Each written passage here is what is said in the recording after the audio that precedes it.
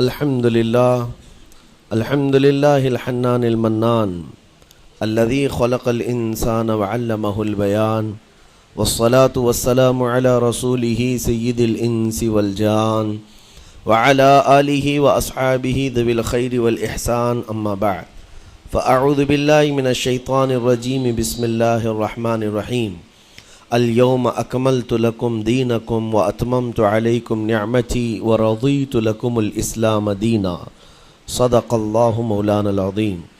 بارگاہ رسالت معاب صلی اللہ تعالیٰ علیہ وسلم میں درود پاک کا ہدیہ پیش کریں۔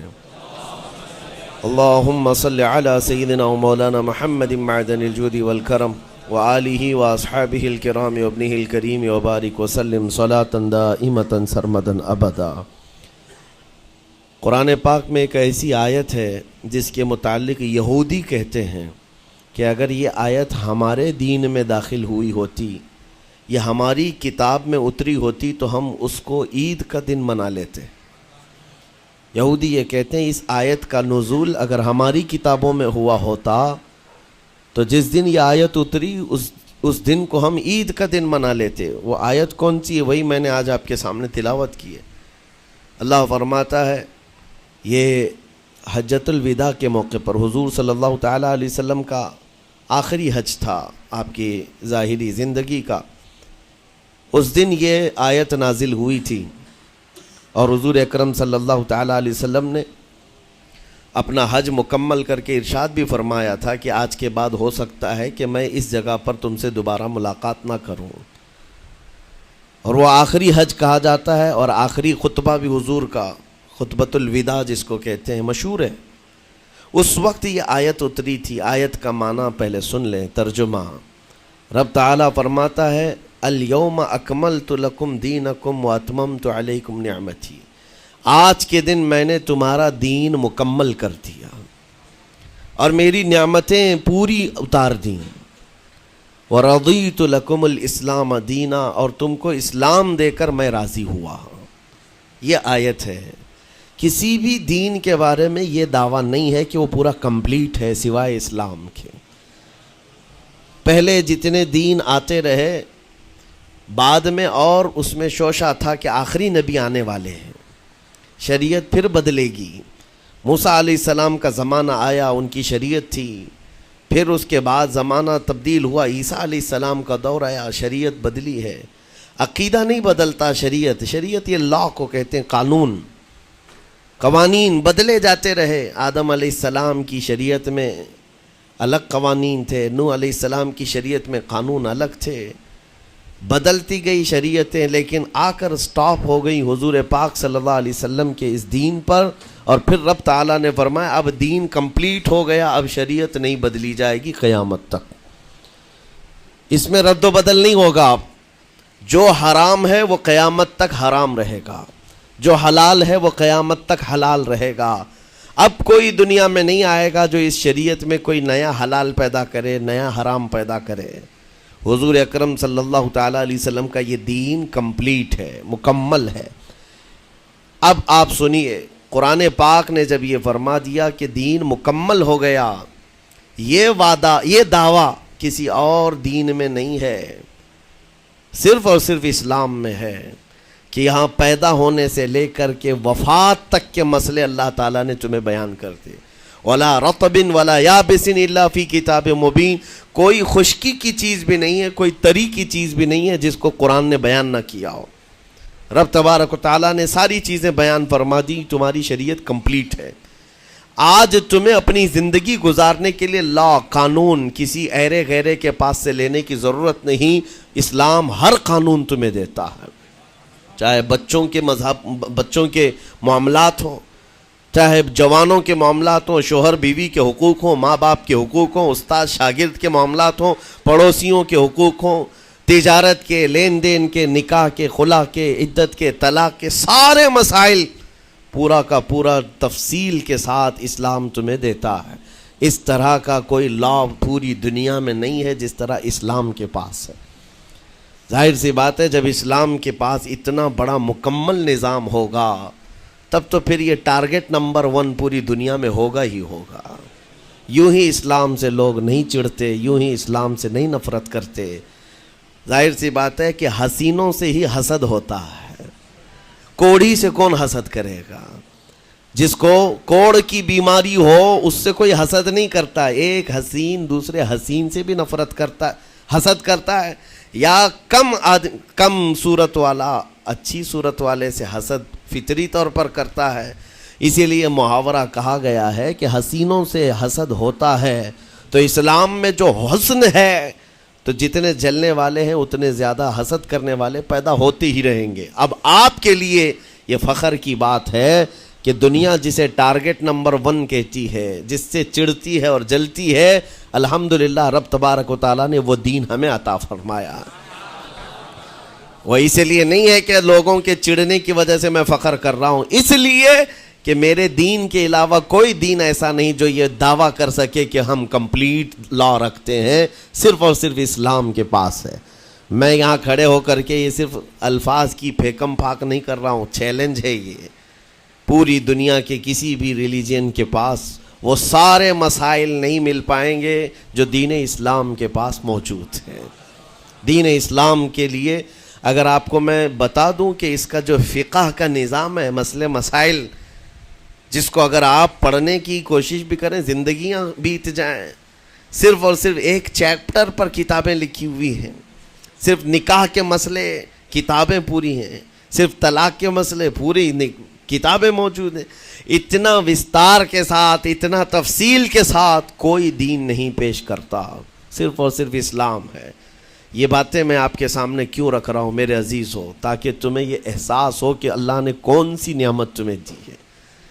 اسی آیت میں رب تعالیٰ فرماتا ہے وَأَتْمَمْتُ عَلَيْكُمْ نِعْمَتِي، میں نے اپنی پوری نعمت تمہیں دے دیا، پوری نعمت تمہیں دے دیا۔ احساس کرو کہ اسلام سے بڑھ کر نعمت کیا ملتی تمہیں، اسلام سے بڑھ کر کے کیا نعمت ہے، جس میں رب تبارک و تعالیٰ نے تمہیں اخلاق و کردار دیے ہیں، تعلیم کے لیے سارے۔ آپ کو ابھی اس زمانے میں پروپیگنڈے کے شکار ہو گئے کہ ہم جاہل قوم سے وابستہ ہیں، ہمارے ہاں جہالت زیادہ ہے، ہمارے ہاں بد کرداری زیادہ ہے۔ یہ عوام کو دیکھ کر کے لوگوں نے پروپیگنڈا بنایا، ورنہ تو ان کی حالت یہ تھی 18ویں صدی تک یورپ والوں کو روڈ بنانے کا طریقہ بھی نہیں معلوم تھا، اسلام نے سکھایا ہے۔ ان کو پارلیمنٹ میں بیٹھنے کا قانون نہیں معلوم تھا، اسلام نے قانون عطا کیے ہیں۔ ان کو عدالت چلانے کے معاملے معلوم نہیں تھے، اسلام نے پوری کتابیں پیش کی ہیں۔ اٹلی اور ڈنمارک جو آج یورپ کی کنٹریز میں شامل ہوتے ہیں، یہاں کے بادشاہوں کے بچے اسلامی علماء کے پاس اندلس میں پڑھنے کے لیے جاتے تھے، عیسائیوں کے، دوسروں کے، انگریزوں کے بچے، اور جب پڑھ کر کے آتے تھے اٹلی اور ڈنمارک میں واپس تو پورے لوگ ان کو دیکھنے کے لیے بھیڑ لگاتے کہ یہ علماء اسلام سے پڑھ کر کے آ رہے ہیں۔ دنیا کو قلم پکڑنا سکھایا ہے اسلام نے۔ آپ کو ابھی میں اس موضوع پر نہیں بات کر رہا ہوں جو اسلام نے پوری دنیا کو دیا ہے۔ آج یہ جو گھڑی دیکھتے ہیں نا ہر جگہ پوری دنیا کا ٹائم، سب سے پہلے مسلم علماء نے اس کو ایجاد کیا ہے۔ دنیا کو ٹائم دیکھنے کا طریقہ اسلام نے سکھایا ہے۔ آپ کو ایک دو نہیں، آج پوری دنیا میں میڈیکل سرجری جو بھی ہوتی ہے، آپ کو پتہ ہے چیر پھاڑ کرنا ہر جگہ ضروری ہو گیا ہے، آپریشن تھیٹر، ساری دنیا جو سرجری کرتی ہے اس کے بیسک قانون بو علی سینا اسلامی عالم کے لکھے ہوئے ہیں۔ آج بھی امریکہ کی یونیورسٹی میں یہ کتاب داخل ہے، کیلیفورنیا میں۔ اسلامی علماء نے جو پوری دنیا کو دیا ہے وہ ایک الگ ٹاپک ہے۔ وہ اس کی ترقی اور عروج کا وقت تھا۔ اسپین میں کیمسٹری میں سب سے پہلے ایجاد کرنے والے علماء موجود ہیں، جابر بن حیان ہیں، جو الجبرا پوری دنیا کو دیا ہے۔ آج ہر یونیورسٹی، ہر کالج میں الجبرا کا سبجیکٹ ہوتا ہے۔ کس نے لکھا ہے؟ دنیا کو چلنے کا سلیقہ اسلام نے سکھایا ہے، بولنے کا طریقہ اسلام نے سکھایا ہے۔ سیاست کے معاملات آپ کو پتہ ہے، پہلے کے دور کی سیاست یہ تھی جو بادشاہ بن گیا اس کا راج ہے، اس کا قانون ہے، اور رات کو خواب میں کوئی چیز دیکھے تو صبح قانون بنا دے گا۔ بادشاہوں کا مزاج ہے، خواب میں کوئی چیز نظر آ گئی صبح وہ قانون بن گئی۔ تو یہ تو سلسلہ چلتا تھا پوری دنیا میں، اور آج بھی دنیا اس بات کی قرضدار ہے کہ حقیقت میں سیاست کسی نے سکھائی ہے تو وہ عمر ابن خطاب کی سیاست ہے۔ صدیق اکبر کی سیاست ہے۔ خلفائے راشدین نے جو حکومت و سیادت کر کے دنیا کو دکھایا ہے اس کی مثال کوئی پیش نہیں کر سکتا۔ اسی لیے ہمارے اس دیش کے جانتے ہیں جن کو موہن داس کرم چند گاندھی کہا جاتا ہے، گاندھی جی کو آج سارے لوگ یاد کرتے ہیں۔ گاندھی نے یہ کہا ہے اپنے دور کے حکومت چلانے والوں کو مثال اگر کوئی دے سکتا ہوں تو ابو بکر اور عمر کی دے سکتا ہوں، کیونکہ یہ کالپنائیں نہیں ہیں، یہ خیالی نہیں ہیں، یہ فیلڈ میں اترے ہوئے لوگ ہیں۔ وہ صدیق اکبر اسلام نے دیا ہے جس نے پوری دنیا کو فاقہ کشی میں خود رہ کر کے لوگوں کی بھوک مٹانے کا سلیقہ عطا کیا ہے۔ اس عمر ابن خطاب کو اسلام نے دنیا میں پیش کیا ہے جس عمر فاروق کا حال یہ ہے پورا مدینہ رات کو سوتا ہے اور یہ خلیفہ وقت گلیوں میں گشت کر رہا ہوتا ہے کہ کوئی بھوکا نہ سو رہا ہو۔ آپ کو پتہ ہے وہ عمر ابن خطاب رات کے وقت گزرتے ہوئے ایک گھر کے قریب سے جا رہے ہیں تو دیکھا ایک مرد باہر بیٹھا ہوا ہے، اندر سے رونے کی آواز آ رہی ہے۔ اس کے مرد سے پوچھا آپ نے، وہ نہیں پہچانتا تھا، آپ کبھی حجاب ڈالتے کبھی پردہ ڈالتے اور رات کو گلیوں میں مدینے کے گشت کر رہے ہوتے۔ اس مرد سے پوچھا کیا معاملہ ہے؟ کہا کہ میری بیوی کے بچے کی ولادت کا وقت قریب آ گیا ہے، درد ذہ میں مبتلا ہے اور گھر میں کوئی نہیں ہے، تکلیف ہے۔ جانتے ہو حضرت عمر فاروق رضی اللہ تعالیٰ عنہ اپنے گھر سے اپنی بیوی کو، اپنی بیٹی کو، اپنی بہو کو بلوایا اور کہا جاؤ یہاں پر گھر میں بچے کی ولادت ہونے والی ہے، اس کی تیمارداری کر۔ صبح تک خلیفۃ المسلمین کے گھر کی عورتیں ایک غریب کے گھر کی عورت کی تیمارداری کر رہی ہیں۔ جب بچے کے ولادت کی آواز آئی سب سے پہلے مبارکبادی دینے والے عمر ابن خطاب ہیں۔ اس سے کہتے بھائی تمہیں مبارک ہو، اللہ نے بیٹا عطا فرمایا۔ وہ خوش و خرم ہے کہ میرا کوئی رشتہ دار نہیں ہے، اجنبی رات کو آیا ہے اور مجھے مبارکبادی بھی دیا، میرے گھر کے سارے کام کاج بھی اٹھا لیا اور اپنی پیٹھ پر گھر سے بوریا لا کر کے آٹے اور راشن کا اس گھر میں پہنچایا اور کہا خوش و خرم رہو، اللہ نے تمہارے گھر میں برکت دی ہے۔ صبح اٹھ کر کے وہ لوگوں کو بتا رہا ہے اللہ نے رات کو ایک عجیب فرشتہ بھیجا، میرے گھر میں اکیلی عورت تھی، درد ذہ میں مبتلا تھی، 3 عورتیں بھی آئی اور ایک مرد بھی آیا، رات بھر میرے ساتھ بیٹھا رہا، مجھے کھلایا پلایا بھی، میرے گھر کی تیمارداری بھی کر کے گیا۔ لوگوں نے کہا جانتے ہو کون تھا؟ وہ عمر ابن خطاب امیر المومنین تھے۔ دنیا کو یہ سیاست کا سلیقہ دینے والا اسلام کا وہ عظیم سپہ سالار ہے۔ آج بھی آپ کو میں بتاؤں اٹلی میں اور ڈنمارک میں اور کچھ کنٹریز میں ایک دن منانے کا پرستاؤ پیش کیا جا رہا ہے۔ یہ نہیں کہہ رہا ہوں ریچرڈ کا یا ریمونڈ کا، کوئی جو بڑے بڑے ان کے سپہ سالار ہیں ان کا ایک دن منایا جائے گا جن کو مطلب کوئی بہت بڑا نوبل پرائز ملا ہو۔ میں یورپین کنٹریز کی بات کر رہا ہوں جہاں وہ اپنے بادشاہوں کے پیدائش کا دن یا ان کے کسی اینیورسری کو منانے کا پرستاؤ نہیں پیش کر رہے، بلکہ یورپ کی یہ 2 کنٹریاں ہیں جو یہ پرستاؤ پیش کر رہی ہیں کہ سال میں ایک دن ایسا منایا جائے جس کا نام صلاح الدین ایوبی ڈے ہونا چاہیے۔ یہ ہم نہیں کہہ رہے ہیں، دنیا آج بھی اس بات کو تسلیم کرتی ہے، صلاح الدین جیسا جرنیل دیکھا نہیں ہے۔ عزیزان گرامی وقار، یہ چند مثالیں میں آپ کے سامنے رکھا اور اس کے بعد پھر میں تمہیں جھنجھوڑ کر پوچھتا ہوں، اپنے دل پر ہاتھ رکھ کر کے بتاؤ اسلام سے اچھا کوئی راستہ ہے؟ قرآن یہی کہتا ہے وَمَن يَبْتَغِ غَيْرَ الْإِسْلَامِ دِينًا فَلَن يُقْبَلَ مِنْهُ، جو اسلام کے علاوہ دوسرا راستہ لے کر کے آئے گا قیامت کے دن اس کا کوئی قبول نہیں کیا جائے گا، نہیں قبول کیا جائے گا، بلکہ وہ سب سے بڑے گھاٹے میں ہوگا، آخرت کے دن خسارہ اٹھانے والوں میں ہوگا۔ آج تمہارے پاس وہ عقل سلیم اللہ تعالیٰ نے دیا جس کو تھوڑی بہت شدھ بدھ ہونا، عقل کا استعمال کرتا ہو، وہ بھی اسلام کے متعلق سوچے گا کہ میرے دین میں اتنی اچھائیاں ہیں، آج تک رب تعالیٰ نے مجھے یہ پیشانی کسی کے سامنے جھکنے نہیں دیا۔ کہیں جھکاتے ہو؟ ارے کھانا کھاتے ہیں، کھانا تو روزانہ ضروری ہے، اور رزق کے معاملے میں تو لوگ ایسے، دنیا کہتی ہے پیٹ پوجا، ہم پیٹ پوجا نہیں کہتے۔ کھانے کے لیے بعض لوگ کہتے ہیں نا پہلے پیٹ پوجا ہو جائے، پوجا کا لفظ ہی ہم استعمال نہیں کرتے۔ کھانا برتن میں رکھا ہوا ہے، آپ کے گھر میں کھانا لا کر کے دیا جاتا ہے تو کیا آپ سر جھکا کر چاٹ کے کھاتے ہیں یا لقمے اٹھا کر ہاتھ سے کھاتے ہیں؟ ہاتھ سے کھاتے ہیں۔ باقی جانوروں کو دیکھو، بکری کھاتی ہے منہ جھکا کر کھاتی ہے، بیل بھینس وغیرہ سب سر جھکا کر کے کھاتے ہیں، رزق کو چاٹ کے کھاتے ہیں، ان کا سر جھک جاتا ہے، لیکن تمہارے سر کو رب نے اتنا محترم رکھا کہ روز جو تمہیں رزق کی ضرورت ہے اس کے سامنے بھی مت جھکاؤ. سر جھکانا ہے تو رزق کے سامنے نہیں، رزاق کے سامنے جھکایا جائے. تمہاری پیشانی کو محترم رکھا گیا ہے کہ تم جھکو گے تو کس کے سامنے؟ صرف رزاق جو ہمارا پالنہار حقیقی ہے. اور حد تو یہ ہے میرے عزیزو، یہ دنیا کی واحد قوم ہے، یہ واحد مذہب ایسا ہے، یہودی ہوں، عیسائی ہوں، ہندو ہوں، کوئی بھی ریلیجن آپ لے کر کے آئیں، جس کو وہ بہت زیادہ مانتے ہیں یا جس کو گاڈ کہتے ہیں یا جس کو بھگوان کہتے ہیں، ان کی صورت بھی ہوگی، مورت بھی ہوگی، اور سامنے دیکھتے ہیں اور جھکتے ہیں، عبادت کرتے ہیں. لیکن تنہا مسلمان ایسے ہیں، کروڑوں مسجدیں ہوں گی، کہیں خدا کی کوئی تصویر دیکھا ہے؟ کہیں مسجدوں میں خدا کا کوئی مورت یا صورت بنائی ہوئی دیکھا ہے؟ نہیں ہے. یہ واحد قوم ہے جو بن دیکھے مولا کی بارگاہ میں سجدے میں جھک جاتی ہے.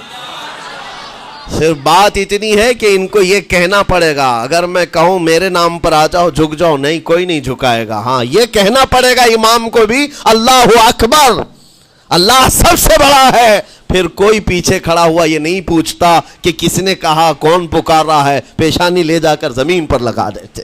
کیوں؟ ہماری پیشانی خالص اللہ کے لیے ہے. میرے عزیزو، یہ وہ پرائیورٹیز ہیں اور یہ اسپیشلٹی ہے آپ کے اس کمیونٹی کی، جس کو مجھے آپ کے سامنے رکھنا ہے.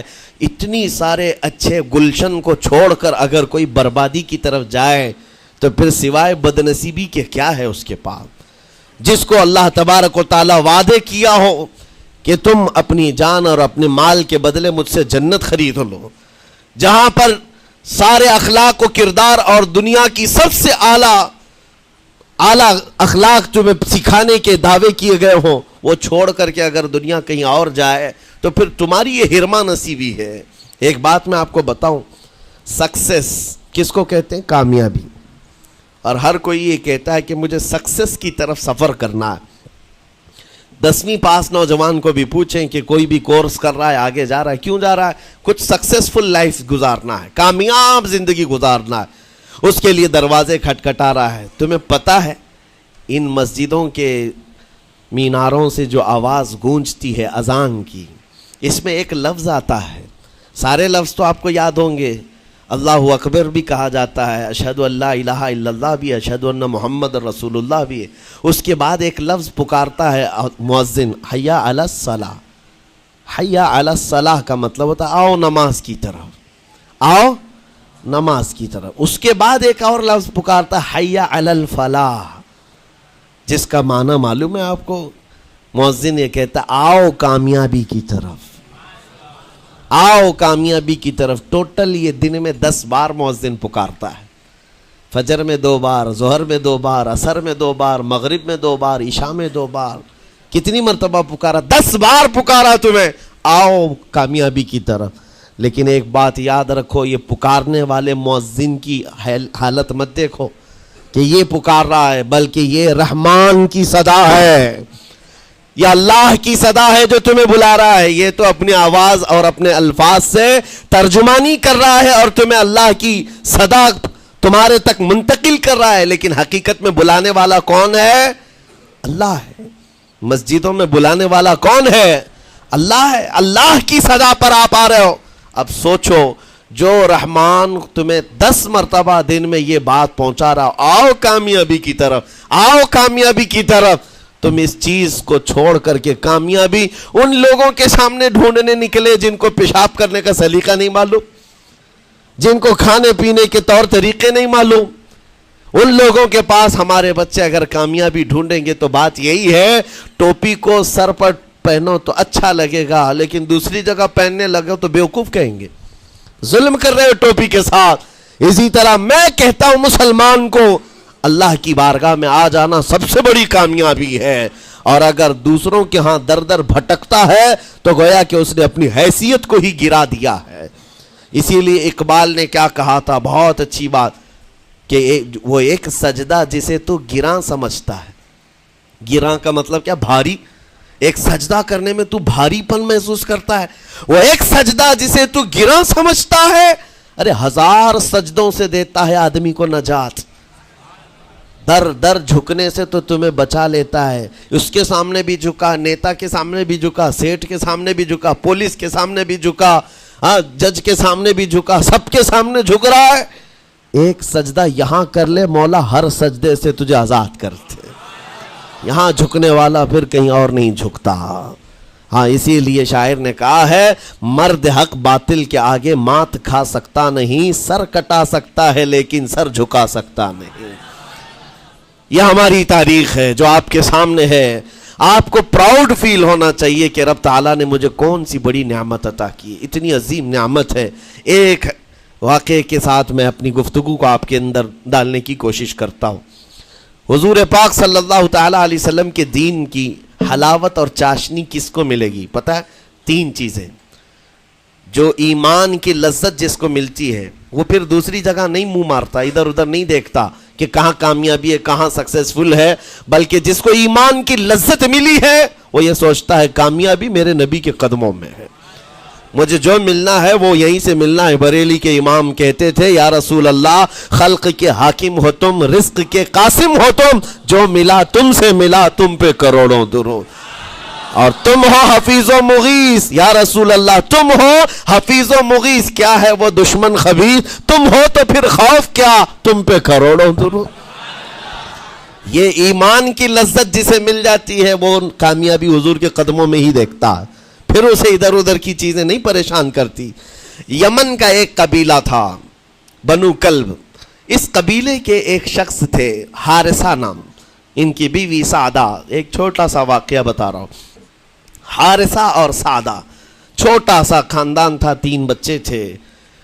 حارثہ کے بیٹوں میں ایک بیٹے کا نام ہے زید، نام یاد رکھیں، بہت امپورٹنٹ نام میں ذکر کر رہا ہوں۔ ایک ہی نام ایسا ہے جو قرآن میں آیا ہوا ہے، وہ زید۔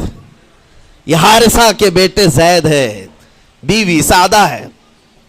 یہ حارثہ اور سعدہ 3 بچوں کے ماں باپ تھے، ہنسی خوشی زندگی گزار رہے تھے۔ سعدہ ایک دن اپنے بچوں کو لے کر اپنے میکے جا رہی تھی، راستے میں ڈاکوؤں کا حملہ ہو گیا، مال سب چھین لیا قافلے کا، اور اتفاق ایسا کہ یہ 8 سال کے جو زید تھے ان کو بھی ڈاکوؤں نے چھین لیا۔ ایک ماں سے اس کا 8 سالہ بڑا بیٹا چھین لیا جائے تو ماں کی کیفیت کیا ہوتی؟ اس قدر درد میں تھی ماں، جان تو بچ گئی، 2 بچے بھی بچ گئے، لیکن بڑا بیٹا میرے ہاتھ سے چلا گیا۔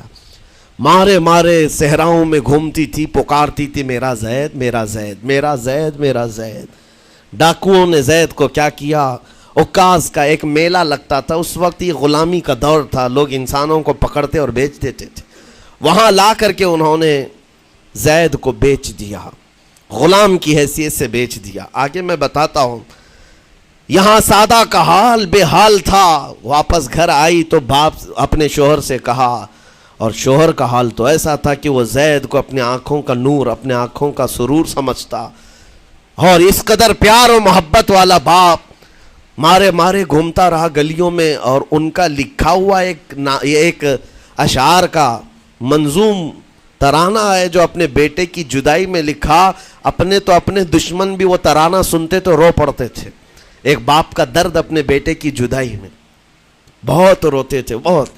ماں بھی دن رات روتی، باپ بھی پہاڑوں پر چڑھ جاتے اور وہاں سے صدا لگاتے، اے آسمان اگر تو نے زید کو دیکھا ہے تو میرے حوالے کر دے، زمین کے چپے کہیں اگر زید میرا زندہ ہے تو مجھے وہاں تک لے چل۔ یہ اشعار میں گنگناتے تھے، روتے تھے۔ اور زید کا کیا ہوا؟ عکاظ کے میلے میں بیچ دیا گیا۔ خریدا کون؟ حکیم بن حزام، جو حضرت خدیجہ رضی اللہ تعالیٰ عنہ کے بھائی لگتے تھے۔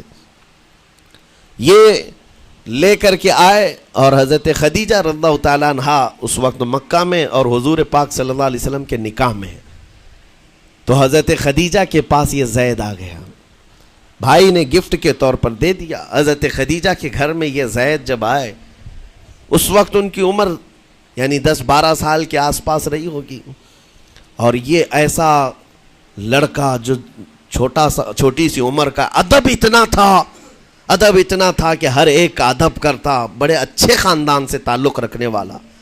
ہوا کیا، ایک دن آفتاب رسالت، ماہتاب رسالت رسول پاک صلی اللہ علیہ وسلم کی نظر پڑی، دیکھا اخلاق و کردار میں کامل بچہ ہے، اور ایک ہی نظر میں بھاگ گیا۔ پوچھا حضرت خدیجہ سے، کہا کہ یہ غلام عکاظ کے میلے میں بیچا گیا ہے۔ حضور نے فرمایا یہ میرے حوالے کر دو، میرے حوالے کر دو۔ حضور نے جس کو پسند کر لیا ہو، حضور نے جس پر نگاہ رکھی ہو، اب وہ زید خوشی خوشی حضور کے پاس آئے۔ نبی پاک صلی اللہ تعالیٰ علیہ وسلم ان کے اخلاق سے بڑے خوش تھے، اور اس کے بعد محبت بھی ایسی دی، ایسی شفقت دی کہ زید کو نہ باپ کی خبر تھی نہ ماں کی خبر تھی، جو کچھ تھا وہ رسول اللہ کے پاس تھا۔ حضور پاک صلی اللہ تعالیٰ علیہ وسلم کی تربیت میں دن گزرتے گئے، بڑے ہو گئے، یہاں تک کہ 16 سال کی عمر تھی۔ ایک دن حج کے موسم میں یمن کا بنو کلب خاندان آیا ہوا تھا، اور وہاں حج کے دوران وہ لوگ زید کے باپ حارثہ کے لکھے ہوئے اشعار پڑھ رہے تھے اور لوگوں کو رلا رہے تھے۔ ایک ہمارے قبیلے میں باپ ہے جو بچھڑے ہوئے بچے کی یاد میں روز روتا ہے، اس کے اشعار تو سنو۔ لوگ سن کر کے رو رہے تھے، یمن کا کوئی ایسا باپ ہے جو یوسف گم گشتہ کی خبر میں رویا کرتا ہے۔ یہ لوگوں کی بھیڑ لگی تھی، اسی کے سامنے سے زید کا گزر بھی ہو رہا تھا۔ بنو کلب کے لوگوں نے زید کو دیکھا، پہچان لیا، یہی تو وہ بچہ ہے جس کی یاد میں اس کا باپ روتا ہے، اور اس کو بلایا اور کہا تیرا نام؟ کہا زید۔ باپ کا نام حارثہ؟ کہا یہی تو ہے جس کے غم میں پورے اشعار پڑھے جا رہے یمن میں۔ زید سے کہا تجھے پتہ ہے تیرے باپ کا رو رو کر کے کیا حال ہو گیا؟ تیری ماں صحراؤں میں آواز دیتی ہے، پہاڑوں پر چڑھ جاتی ہے۔ ایک بچے کے لیے اس کے ماں باپ کی جدائی بتا دینا کتنی بڑی بات تھی۔ میرے عزیزو، سالوں کی یہ گم گشتہ خبر پھر سے واپس مل گئی ہے۔ زید نے کیا کہا کہ اب میرے ماں باپ سے جا کر کہہ دیں کہ رونا دھونا بند کریں، اونٹوں کی طرح ادھر ادھر بھٹکنا بند کریں، انہیں میرا سلام پہنچائیں اور کہیں انہوں نے جہاں مجھے دیکھنا تھا اس سے بہتر جگہ میں ہوں، اس سے بہتر جگہ میں ہوں۔ یہ بنو کلب خاندان گیا یمن، جا کر کے باپ سے کہا، حارثہ سے اور سعدہ سے، خبر تمہارے لیے اچھی لائے، تمہارا گم ہوا بیٹا جو پچھلے 10-12 سالوں سے تمہیں نہیں مل رہا تھا، وہ حرم کعبہ کے پاس ہمیں نظر آیا ہے، غلام بنا کر لوگوں نے بیچا ہے اسے، لیکن وہ ایک ایسے حسین و جمیل کی غلامی میں ہے، ایک ایسے حسن والے کی غلامی میں ہے کہ زید وہاں سے ہٹنا نہیں چاہتا۔ باپ نے کہا میرے کلیجے سے پوچھو مجھ پر گزرتی کیا ہے، اس کی ماں سے پوچھو، ایک نظر دیکھ لے گا وہ واپس ہماری جھولی میں آ جائے گا۔ دوڑتے دوڑتے یمن سے گھنٹوں، یعنی جو مہینوں کا سفر تھا، دنوں میں طے کر کے پہنچے مکہ آئے۔ جیسی آئے تو رسول پاک صلی اللہ علیہ وسلم کو ڈھونڈا، حضور پاک مل گئے تو دھاڑے مار مار کر باپ رونے لگا اور کہا کہ اے محمد صلی اللہ علیہ وسلم، ہم نے آپ کے متعلق سنا ہے یتیموں کے والی ہیں، آپ کا دل بہت بڑا ہے، مجھ باپ کے اوپر رحم کیجئے، برسوں سے اپنے بچے کے لیے ترس رہا ہے، میں اور میری بیوی تڑپتے ہیں، صحراؤں میں آواز دیتے ہیں۔ حضور نے پوچھا ہوا کیا ہے تمہارے ساتھ؟ کہا ہمارا بیٹا گم ہو گیا تھا، برسوں ہو گئے تھے، لیکن سنا ہے وہ یہاں رہتا ہے۔ حضور نے پوچھا کیا نام ہے اس کا؟ کہا زید اس کا نام ہے، میرا نام حارثہ ہے۔ حضور پاک صلی اللہ علیہ وسلم کے محبوب زید کے بارے میں پوچھ لیا۔ حضور جس سے خود محبت کرتے ہو، حضور جس سے محبت کرتے ہو، باپ نے پوچھ لیا۔ حضور نے فرمایا کہ ٹھیک ہے، میں ایک باپ کے کلیجے سے اس کے بیٹے کو الگ نہیں کر سکتا، ماں سے اس کے بیٹے کو جدا نہیں کر سکتا، لیکن بات اتنی ہے کہ زید کو بلایا جائے، فیصلہ اس کے ہاتھ میں ہے، فیصلہ اس کے ہاتھ میں ہے۔ میں زید کو بلاتا ہوں۔ غلام تھے اس وقت، حضرت زید کو بلایا گیا، اور اس وقت بھری جوانی والا زید ہے۔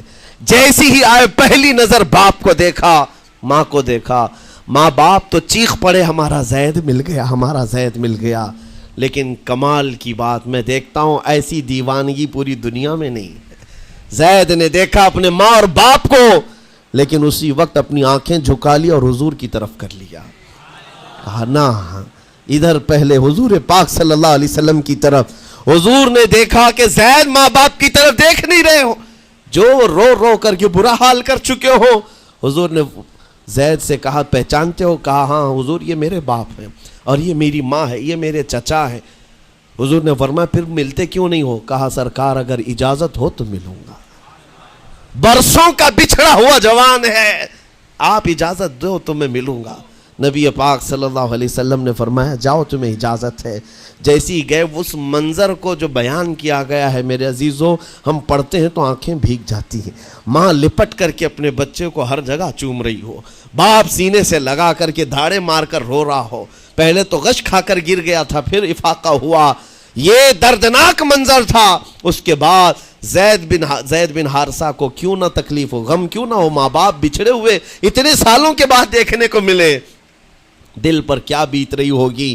میری ماں وہی جو مجھے خشکیوں میں پالا کرتی، تریوں میں پالا کرتی، میرا باپ وہی جو خون پسینے کی کمائی سے مجھے کھلایا تھا، آج آ گیا ہے۔ حضور پاک صلی اللہ علیہ وسلم نے کہا زید یہ جو جذباتی منظر ہے اس کو ختم کر کے اب اعلان کر دو کہ تمہاری ماں آئی ہے تمہیں یمن سے لینے کے لیے، تمہارا باپ آیا ہے، تمہارا چچا آیا ہے تمہیں یمن سے لینے کے لیے، میں نے فیصلہ تمہارے حوالے کر دیا ہے، میں اپنے غلامی سے تم کو آزاد کر دیتا ہوں، تم بغیر کوئی فدیہ لیے ہوئے، بغیر کوئی پیسہ لیے ہوئے، اس وقت اپنے غلام کو کوئی چھوڑتا نہیں تھا، لیکن تمہاری ماں کا درد دیکھا نہیں جا رہا، میں آزاد کر دوں گا بغیر کسی فدیہ کے، تو اپنی ماں اور اپنے باپ کے پاس جا سکتا ہے۔ اتنا حضور کا فرمان، آزاد کر دینا مکہ میں آسان نہیں تھا۔ بیٹے کو آزاد کیا حضور پاک صلی اللہ علیہ وسلم نے، تب جانتے ہو وہ کمال کا بیٹا ہے زید بن حارثہ۔ اسی وقت اپنی ماں کو دیکھتے ہیں، باپ کو دیکھتے ہیں، چچا کو دیکھتے ہیں، اور اس کے بعد مکہ والے یہ منظر دیکھنے کے لیے جمع تھے، مخاطب ہو کر کے کہتے ہیں اے سارے مکہ والوں گواہ ہو جاؤ، میں اپنی زندگی حضور محمد مصطفیٰ کے لیے وقف کر دیا ہے، میں نے محمد عربی صلی اللہ علیہ وسلم کے لیے زندگی وقف کر دی ہے، نہ مجھے یمن جانا ہے نہ مجھے بنو کلب جانا ہے۔ ماں اور باپ دیکھتے رہ گئے۔ باپ نے پوچھا زید آزاد کیا گیا ہے اور آزادی کی زندگی کو چھوڑ کر تو غلامی کی زندگی کو قبول کر رہا ہے؟ زید بن حارثہ نے اس وقت تاریخی جملہ کہا تھا، کہا بابا آپ نے جتنی شفقت کی ہوگی یا 1000 ماں باپ مل کر اپنے بیٹوں پر جتنی شفقت نہیں کیے ہوں گے اس سے زیادہ شفقت محمد الرسول اللہ نے کیا ہے۔ میں 1000 آزادیوں پر اس ایک غلامی کو، میں 1000 آزادیوں کو قربان کرتا ہوں اس ایک غلامی پر، میرے لیے زندگی بھر یہ غلامی کافی ہے۔ اتنا کہا تھا میرے آقا صلی اللہ علیہ وسلم نے اپنے باہوں کو پھیلا دیا، سینے سے لگایا اور زید بن حارثہ کو لے کر خانہ کعبہ کے پاس آئے۔ میرے عزیزو ان کا حال بھی ایسا ہے کہ اگر کوئی ٹوٹ کر چاہتا ہے تو یہ نہیں ہے کہ تو چاہ رہا ہے، بلکہ ان کا حال یہ ہے اتنا دیا سرکار نے مجھ کو جتنی میری اوقات نہیں، یہ تو ان کا کرم ہے ورنہ مجھ میں تو ایسی بات نہیں۔ آتا ہے فقیروں پہ انہیں پیار کچھ ایسا، خود بھیک دے اور خود کہے منگتے کا بھلا ہو۔ حضور اکرم صلی اللہ علیہ وسلم زید بن حارثہ کو پکڑتے ہیں، خانہ کعبہ کے پاس لے آتے ہیں، ہجوم جمع تھا، مکہ والے سب کھڑے تھے، تب نبی پاک صلی اللہ علیہ وسلم اعلان کر کے کہتے ہیں اے مکہ والوں سن لو، آج سے زید کو میں نے آزاد کیا ہے، اور صرف آزاد نہیں، آج سے یہ میرا وارث ہے اور میں اس کا وارث ہوں، یہ میرا بیٹا ہے۔ حضور نے تنہا ایک ہی صحابی کے لیے کہا یہ میرا بیٹا ہے۔ اور اس کے بعد زید بن حارثہ کو لوگ جو مکہ میں پکارتے تھے زید بن محمد کہتے تھے، محمد کا بیٹا زید، رسول پاک صلی اللہ علیہ وسلم کے بیٹا ہونے کا شرف پایا ہے۔ میرے عزیزو یہ جنہوں نے حضور صلی اللہ تعالی علیہ وسلم کے دربار کا ایک بار مزہ چکھ لیا تو وہ پھر یوں ہی کہتا ہے پھر کے گلی گلی تباہ، ٹھوکریں سب کی کھائی کیوں، دل کو جو عقل دے خدا تیری گلی سے جائے کیوں۔ حضور پاک کی گلی میں جو ایک بار مزہ لے لے وہ پھر دنیا کی ٹھوکریں نہیں کھاتا۔ اسی لیے آج تم سب کے لیے میرے عزیزو ایک ہی فرمان میرے آقا صلی اللہ تعالی علیہ وسلم کا سنا کر رخصت ہوتا ہوں۔ ایمان کی حلاوت اس کو ملتی ہے جو اپنی زندگی میں سب سے زیادہ اللہ اور اس کے رسول سے محبت کرتا ہے، اللہ اس کے رسول سے محبت کرتا ہے۔ اور دوسری چیز یہ بھی ہے کفر میں جانے کو ایسا ناپسند کرتا ہو جیسے آگ میں ہاتھ ڈالنے کو ناپسند کرتا ہے۔ کفار و مشرکین کے میلے آج لگ رہے ہوں گے لیکن تمہارا امتحان ہوگا، 31 نائٹ آنے والی ہے، یہ آزمائش کی رات ہے۔ لوگوں کو دیکھا جائے گا کہ تم کون سی عیاشیوں میں جاؤ گے؟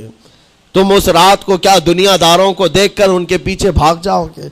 ایک بات یاد رکھو، شیروں کو جس کام کے لیے پیدا کیا گیا اسی کام پہ رہنا چاہیے، اور شیر اگر اپنا کام بھول جاتا ہے تو کتے اس کے اوپر لگ جاتے ہیں۔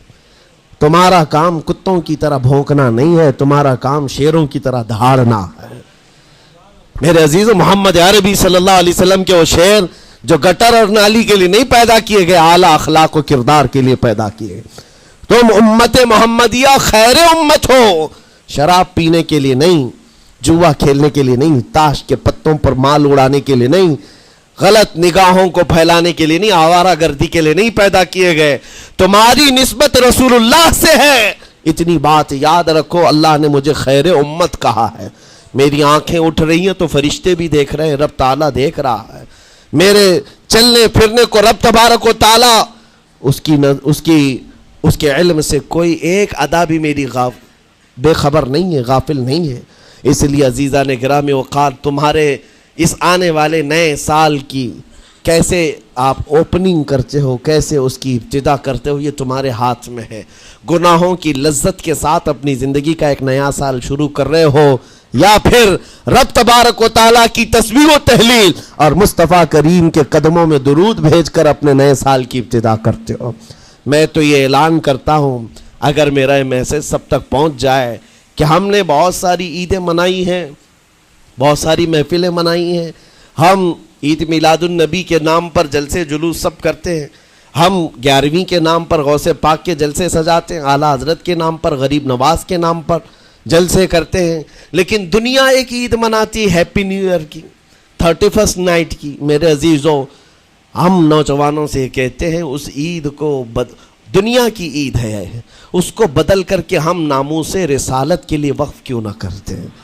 ہم بھی اپنی مسجدوں میں رات کو آ جائیں، ساری مسجدیں یہ سال کے اختتام کے وقت کھل جائیں عشاء کے بعد، اور ہر مسجد اس بات کا خیال کرے کہ ہمارا وہ نوجوان آج کہیں عیاشی پر نہ جائے، اپنے سال کی اختتام اور ابتدا ہو رہی ہو۔ یہ ہم کو پتہ نہیں، ابھی تو ہم بیٹھے ہیں، اگلے سال تک ہم رہیں گے کہ نہیں رہیں معلوم نہیں۔ یہ تو دسمبر کا لاسٹ چل رہا ہے، لیکن یہ ہمیں پتہ نہیں 1 جنوری دیکھ سکتے ہیں کہ نہیں دیکھ سکتے، ہم میں سے کسی کو علم نہیں ہے۔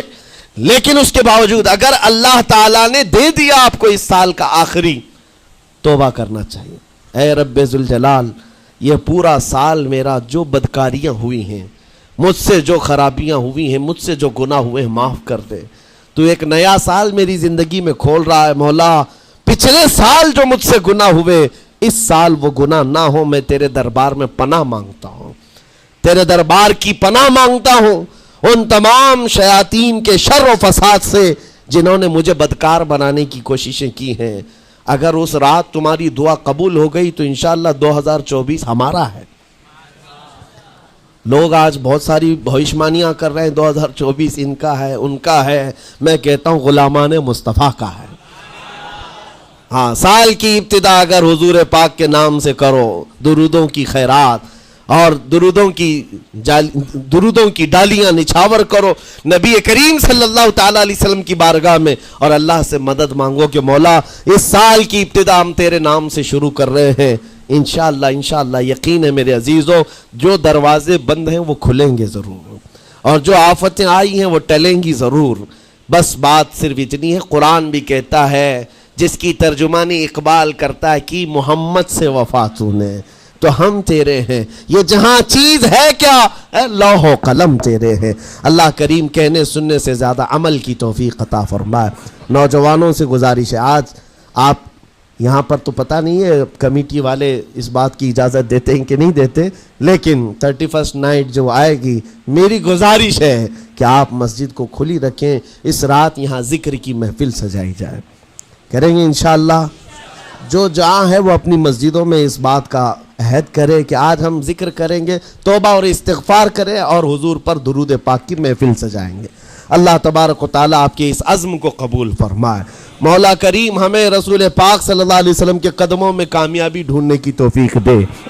مولا کریم بس اتنی دعا ہے کہ ہماری زندگی جب تک رہے تیرے نبی کے وفاداروں میں شمار فرما، اور بارگاہ مصطفیٰ میں یہ عریضہ ہے، یا رسول اللہ تیرے ٹکڑوں پہ پلے غیر کی ٹھوکر پہ نہ ڈال، جھڑکیاں کھائیں کہاں چھوڑ کے صدقہ تیرا، تو جو چاہے تو میل میرے دل کے دھلے، کہ خدا دل نہیں کرتا کبھی میلا تیرا، گندے نکمے کمی مہنگے ہیں کوڑی کے تین، کون ہمیں پالتا تم پہ کروڑوں درود، بے ہنر و بے تمیز کس کو ہوئے ہیں عزیز، ایک تمہارے سوا تم پہ کروڑوں درود، تم ہو عفو و غفور، تم ہو عفو و غفور، بخش دو جرم و خطا تم پہ کروڑوں درود، کر کے تمہارے گناہ مانگے تمہاری پناہ، تم کہو دامن میں آ تم پہ کروڑوں درود، یا رسول اللہ دل بے چین ہے بے قرار ہے، گناہ جب زیادہ ہوتے ہیں تو دلوں میں گھبراہٹ زیادہ ہوتی ہے، اور ان دلوں کی گھبراہٹ کا علاج ڈاکٹروں کی گولیوں اور انجیکشن سے نہیں ہے، ان دلوں کا قرار صرف اتنا ہے، یا رسول اللہ دل کرو ٹھنڈا میرا، وہ کفے پا چاند سا سینے پہ رکھ دو ذرا تم پہ کروڑوں درود، وآخر دعوانا الحمدللہ رب العالمین، السلام۔